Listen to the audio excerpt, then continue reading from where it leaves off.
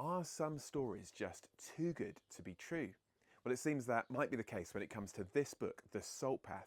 It tells the remarkable story of Raina Wynne and her husband, who, after being evicted from their home, find redemption, restoration, healing, and hope as they walk the 630 miles of the UK's southwest coastal path. It became more than just a walk for us. It became something that saved us.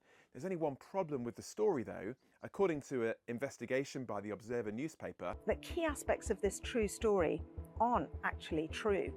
it seems that perhaps they weren't victims of a financial con, but rather guilty of embezzling tens of thousands of pounds. Doctors have also called into question as to whether her husband really did have the disease that seemed to be so remarkably reversed through their walk on the coastal path. The revelation raises all kinds of questions, including why did so many of us, myself included, believe it?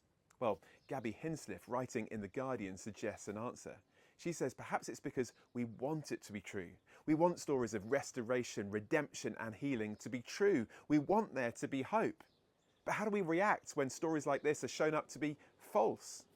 Or perhaps we become cynical, assuming that all such stories are equally false. Perhaps, as one thinker put it, we really do just live in a world of blind, pitiless indifference. Or could it be that we love these stories because they are echoes of an ultimate story that really is true?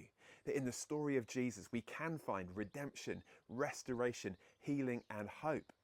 But some might say, isn't that story equally untrue?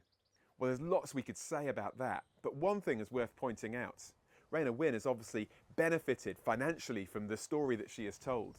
But it's interesting to note that none of the original authors of the story of Jesus, the gospel writers, benefited from the story that they told.